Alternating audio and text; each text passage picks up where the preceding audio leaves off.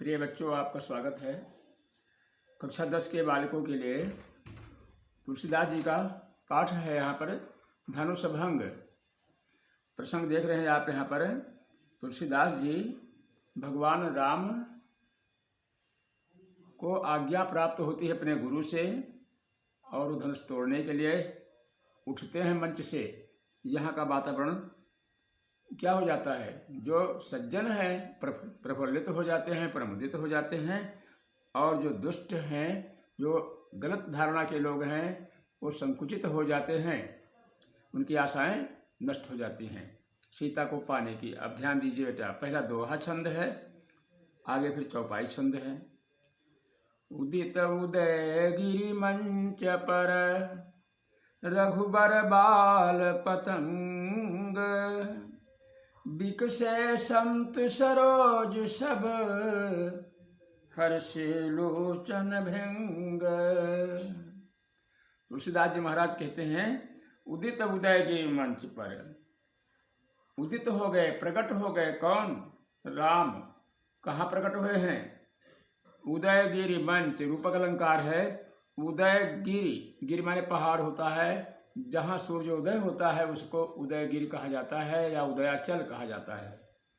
कहते हैं उदयाचल रूपी मंच पर रघुबर बाल पतंग, राम रूपी बाल सूर्य प्रकट हो गए, उदित हो गए।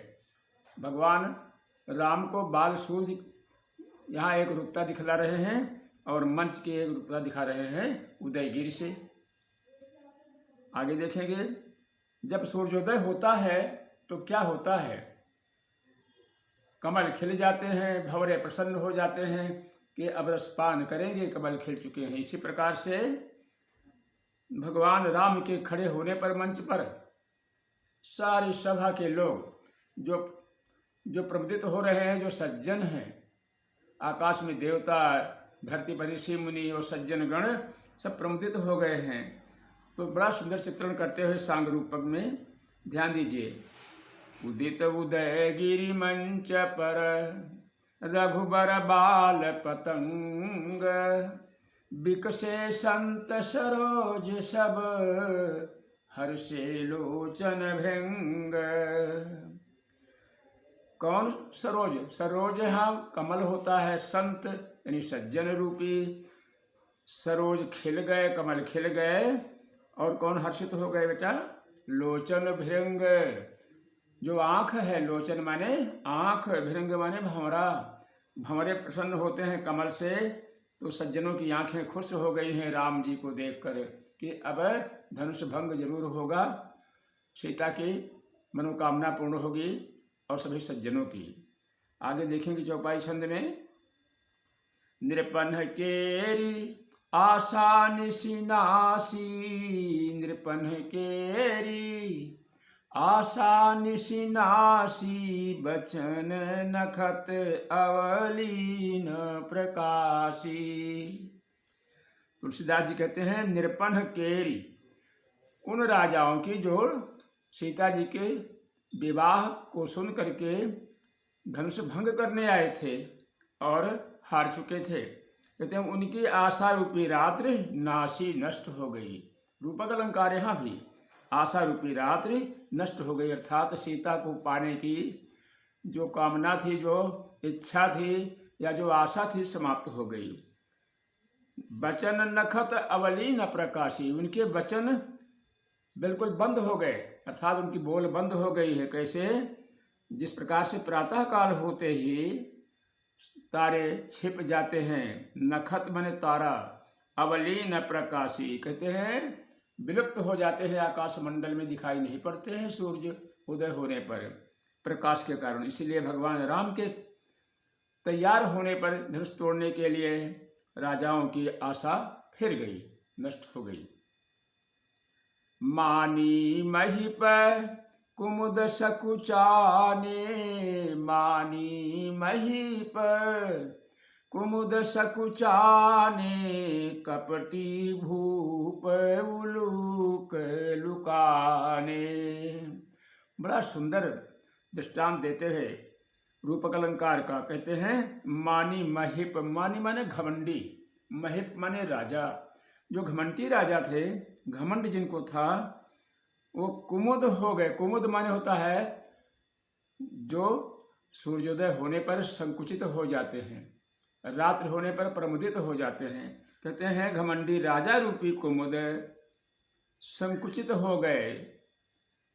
और कपटी भूप, जो कपटी छलिया थे राजागण, उनको किसकी बराबरी दे रहे हैं, किससे मिलान कर रहे हैं? उल्लूक माने उल्लू से। उल्लू भी रात्रि में तो घूमते हैं मगर दिन में चुपचाप बैठ जाते हैं, अर्थात सूर्य से उनका कोई लेना देना नहीं। तो रात्रि के चर हैं, रात्रि चर इसलिए कहा गया उनको।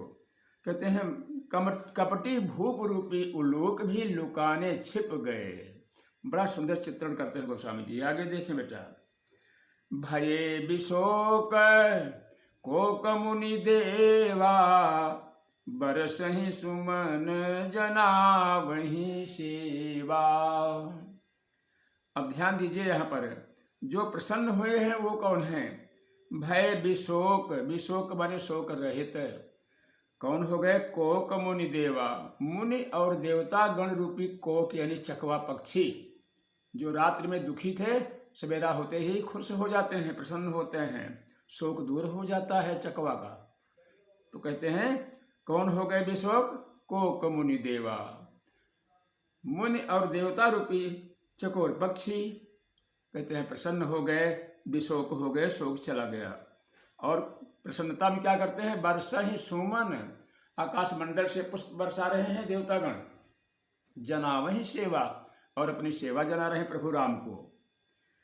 गुरुपद बंदी सहित अनुरागा, गुरुपद बंदी सहित अनुरागा, राम मुनि सन आय सुमागा। तुलसीदास जी महाराज कहते हैं उसके उपरांत गुरु महाराज से क्या किया? हुक्म लिया महाराज राम ने, भगवान राम ने बड़े प्रेम से पहले वंदना किया। उनका तो हुक्म पहले ही था धनुष तोड़ने के लिए, और फिर सभी मुनियों का आशीर्वाद प्राप्त किया, उनसे आयश मांगा, आज्ञा मांगी। देखिए गुरु प्रधान है। गुरु वशिष्ठ जी महाराज यहाँ नहीं हैं, गुरु विश्वामित्र जी आपके हैं।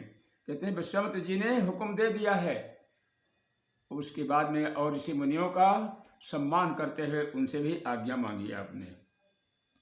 इसीलिए मर्यादा पुरुषोत्तम कहा जाता है राम जी को। सहज ही चले सकल जग स्वामी, सहज ही चले सकल जग स्वामी, मत मंजू बर कुंजर गामी। सहज ही बड़े सरल भाव से चले हैं सकल जग स्वामी, संपूर्ण संसार के मालिक भगवान राम।